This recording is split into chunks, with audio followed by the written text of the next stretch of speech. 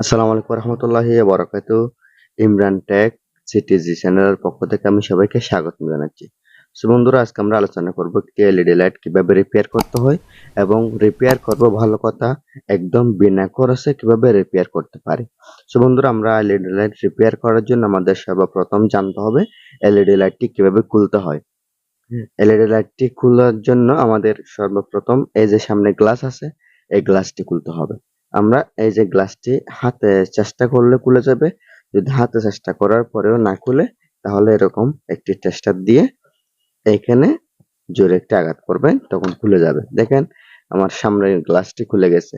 অবশ্য এখানে আরেকটি কথা বলে রাখি, যেগুলো ভালো মানের এলইডি লাইট এগুলো গ্লাস খুলতে সমস্যা হবে, অর্থাৎ টাইট হবে। কিন্তু যেগুলো নরমাল এলইডি লাইট এগুলোতে গ্লাস খুলতে সমস্যা হবে না।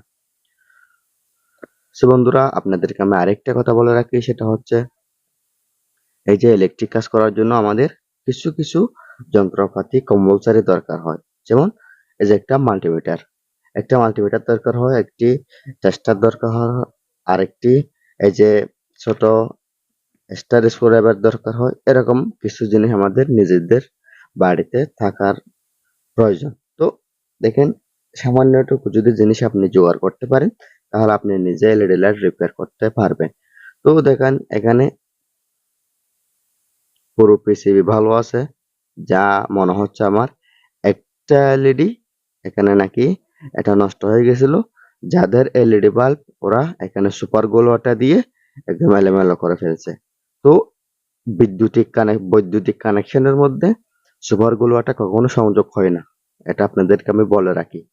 বৈদ্যুতিক কানেকশনের মধ্যে সুপার গ্লু আঠা কখনোই সংযোগ হয় না, কিছুতে হয় না। এটা অবশ্য আপনারা মাথায় রাখবেন। তো এখানে এই যে একটা এলইডি কেটে যায়, ওই কেটে যাওয়া এলইডিতে সুপার গ্লু আঠা লাগাই, এরপরে বাকি এলইডি গুলো আমি ভালো আছে কিনা এটা যাচাই করি। এটা যাচাই করার জন্য আমি মাল্টিমিটার নিলাম।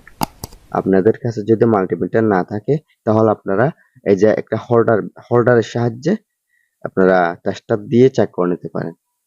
তো আমি একে একে সব এলইডি চেক করে দেখব, দেখি যেটা কেটে গেছে এটা ছাড়া বাকি কোনো এলইডি কেটে যাওয়া আছে কিনা। তো আমি একে একে সবগুলো চেক করে নিব, কারণ ইলেকট্রিক কাজ করার সময় আমাদের মুখস্থ কোনো কথা বলার আমাদের সাহস নাই। কারণ এই যে এখানে যদি আমি চেক না করি, তাহলে এলইডি কোনটা খারাপ কোনটা ভালো এটা আমরা নিজেরাও বলতে পারবো না, যতক্ষণ না আমরা এটা চেক করে দেখি নাই। তো আমি একে একে সব এলইডি চেক করে দেখলাম, সব এলইডি ভালো আছে। শুধুমাত্র যেটা এলইডি কেটে গেছে, ওই কেটে যাওয়া এলইডিটা আমাদের সোল্ডারিং করে দিতে হবে। এই যে কেটে যাওয়া এলইডিটা আমাদের সোল্ডারিং করে দিতে হবে।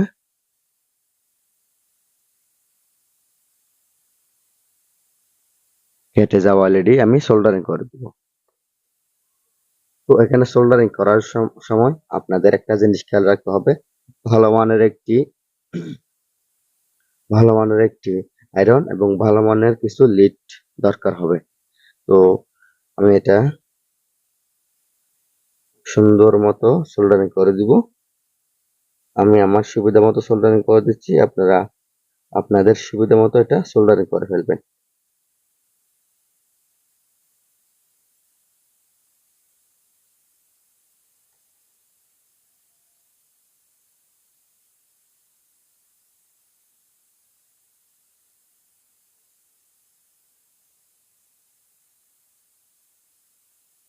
মানে এখানে কারেন্টের ভোল্টেজ একটু কম, যার ফলে আমাদের সোল্ডারিং আয়রনের সমস্যা হচ্ছে। এটা তেমন কোনো ব্যাপার না, এটা শুধু আপনারা বুঝলে হয়ে যাচ্ছে কি সিস্টেমে কাজটা করতেছি। এটা যদি আপনারা বোঝেন তাহলে হয়ে যাবে, বাকিটা আপনারা নিজেরা করে নিতে পারবেন। বন্ধুরা দেখেন, আমি সোল্ডারিং করে দিয়েছি। এখন আমি আপনাদেরকে আরেকটা কথা বলে রাখি, এই যে এখানে প্রায় 20টি এলইডি আছে, অথবা 18টি এলইডি আছে, শুধুমাত্র একটি এলইডি কেটে গেছে।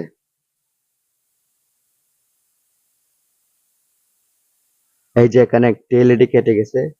তো শুধু একটি এলইডি না জ্বললেও বাকি এলইডি গুলো তো জ্বলার কথা, কিন্তু না, এখানে সিস্টেমটা আপনারা পুরোপুরি বুঝেন না। সেটা হচ্ছে এই যে এখানে যতগুলো এলইডি আছে সব এলইডি হচ্ছে সিরিজ কানেকশন, সিরিজ সিস্টেমে এগুলো কানেকশন করা হয়েছে। সিরিজ বলতে কিরকম, একটি এলইডির মাঝখান দিয়ে আরেকটি এলইডির কানেকশন গেছে। দেখেন, যেমন এই এলইডির মাঝখান থেকে এদিক দিয়ে পার হয়ে এদিকে গেছে, তার মানে এটা নষ্ট হয়ে গেলে এটাতে আর কানেকশন যাবে না।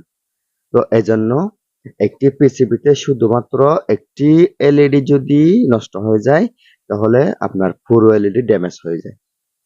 তো এলইডি যেহেতু ড্যামেজ হয়ে যায় তাহলে ভিতরে ড্রাইভার সার্কিট ভালো থাকার পরেও আর এলইডি লাইট জ্বলে না।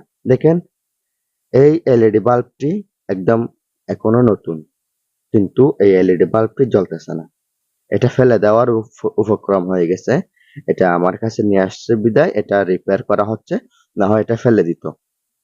আর এগুলো হচ্ছে 6 মান্থ গ্যারান্টির কিছু এলইডি লাইট, এগুলো রিপেয়ার করলেও ভালো একটি রেসপন্স পাওয়া যায়। যেমন এই যে এখানে হিটসিং দেখা যাচ্ছে, এই হিটসিং হচ্ছে 6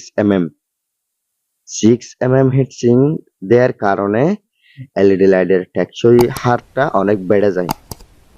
তো এরপরে দেখেন এখানে অ্যাডভান্সের পিসিবি ব্যবহার করা হয়েছে, আর ভিতরে অ্যাডভান্সের ড্রাইভার ব্যবহার করা হয়েছে, যার ফলে এটা রিপেয়ার করার পরেও নতুন বাল্বের মতো আমরা ব্যবহার করতে পারবো।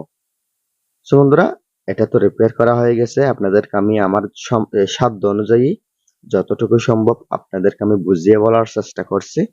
আর এখন আমি আপনাদেরকে বিদ্যুতের কানেকশন দিয়ে দেখিয়ে দিব আমার এলইডি লাইটটি ভালো হয়েছে কিনা। এইরকম এই সিস্টেমে আপনারা চাইলে বিনা খরচে, এক টাকাও খরচ ছাড়া আপনারা এলইডি লাইট রিপেয়ার করতে পারেন। দেখেন, আমি তো আপনাদেরকে দেখালাম 1 টাকাও খরচ হয়েছে কিনা। 1 টাকা খরচবিহীন একটি এলইডি লাইট রিপেয়ার করা যায়, শুধুমাত্র প্রসেসটা থাকতে হয়, একটু বোঝার শক্তি থাকতে হয়। এবং মনে করেন আপনি ভিডিও দেখতেছেন মনোযোগ নাই, তাহলে তো আপনি বুঝবেন না। মনোযোগ সহকারে যদি ভিডিও দেখেন তাহলে অবশ্যই আপনি নিজেরাই, অর্থাৎ আপনারা নিজেরাই এলইডি লাইট রিপেয়ার করতে পারবেন বিনা খরচে। এখন আমি আপনাদেরকে বিদ্যুতের কানেকশন দিয়ে দেখিয়ে দিব আমার এলইডি লাইটটি জ্বলতেছে কিনা।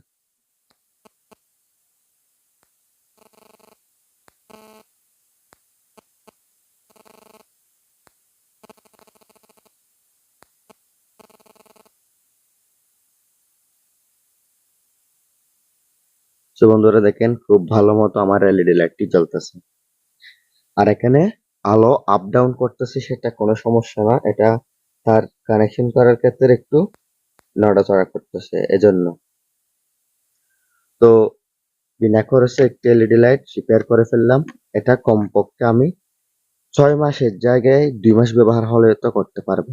হ্যাঁ, এটা 6 মাস গ্যারান্টির একটি এলইডি বাল্ব, 6 মাস পরে নষ্ট হয়ে গেছে।